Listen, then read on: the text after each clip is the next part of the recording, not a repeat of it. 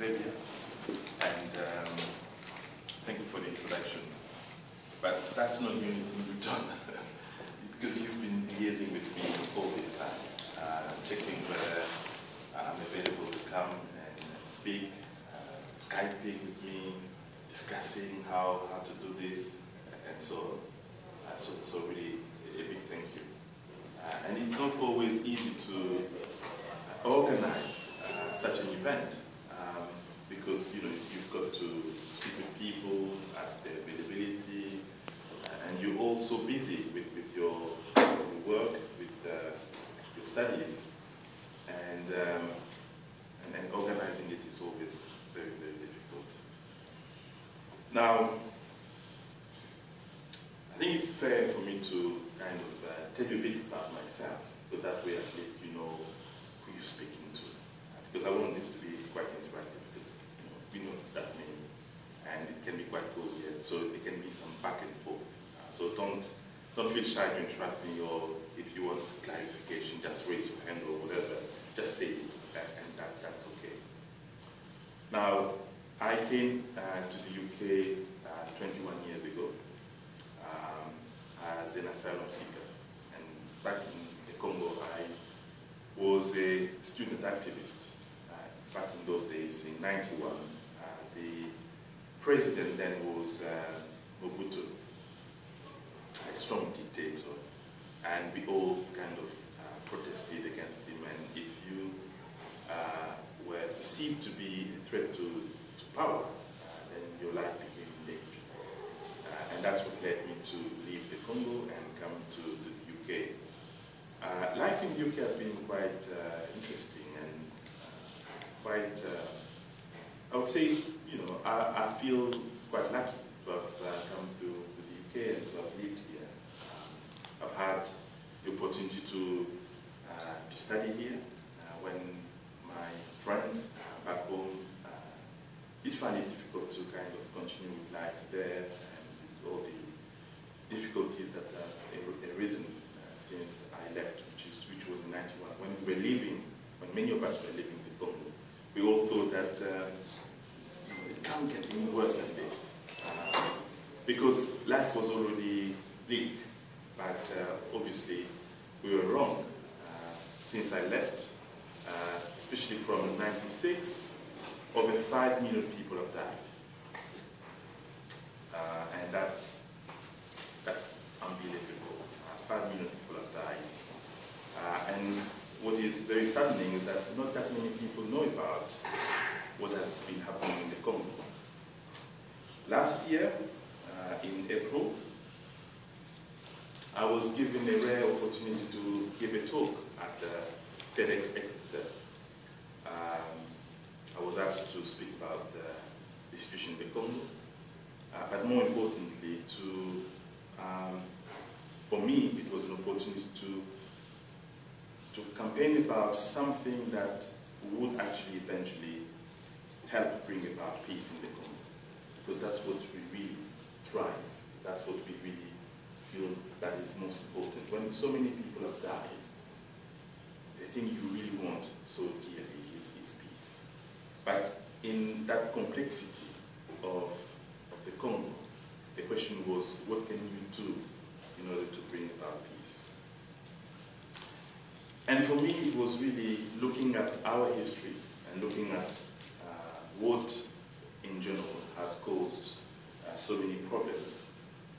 Now, I'm going to go to a different slide than the one I originally intended, because what Xavier and Dicky have done is that they have covered the grounds that I was going to cover, and it doesn't really, it would be a waste of our time to repeat the same thing that they've already said. So, throughout our history, because Congo is so rich, it's got so many minerals that throughout our history, there's always been some mismanagement of the resources, or the resources being used for the wrong reasons, not for the population, not for the benefit of the population. And at the turn of the 20th century, Leopold II, who was the owner of the country, Can you imagine one person owning the whole country? And that was what was happening. Leopold II, at the turn of the 20th century, imposed unreasonable quotas on people to go into the rainforest and the rubber plantation to extract rubber.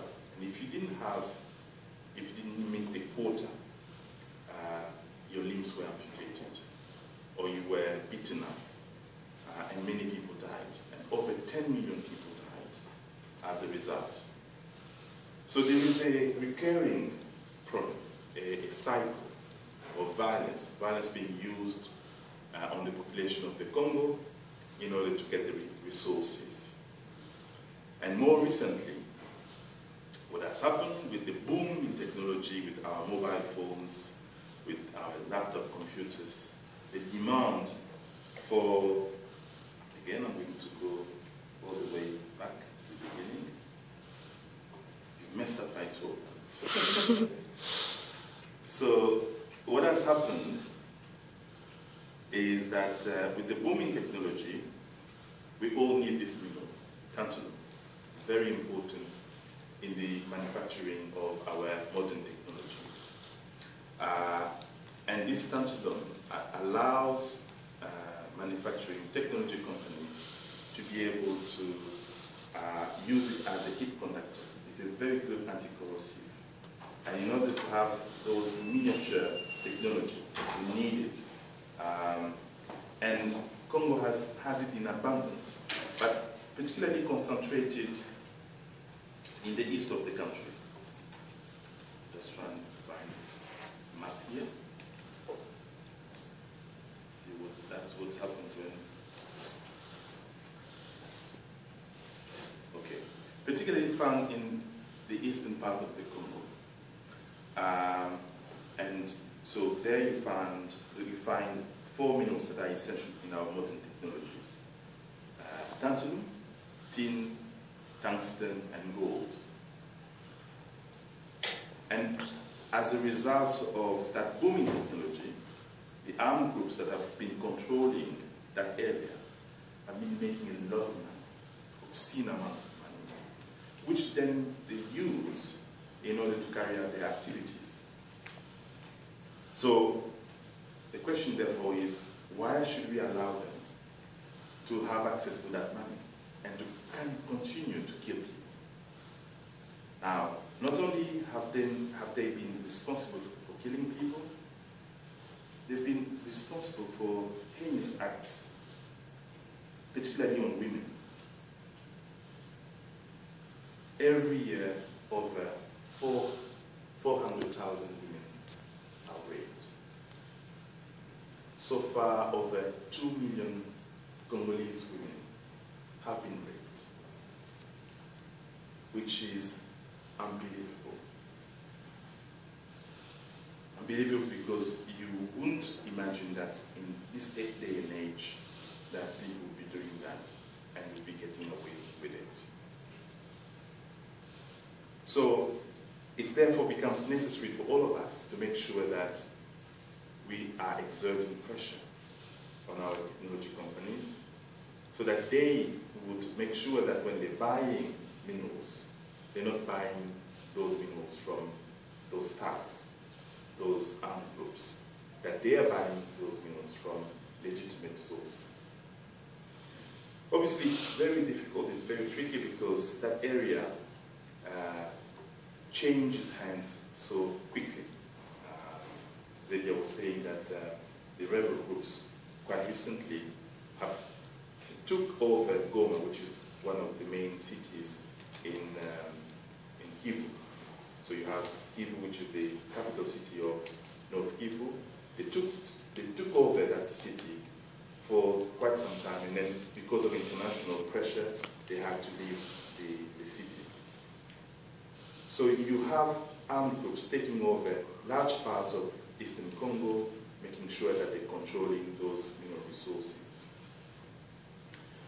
Now, the demand that we're making is for technology companies to ensure that, as opposed to them buying from those armed groups, they should actually be buying from those mines that are relatively safe, mostly in South Kivu, but some areas of North Kivu. At the moment, obviously, it's very tricky because the armed group that was inactive for quite some time has become very active again. So it's becoming a bit difficult to monitor the policy that we're all asking for.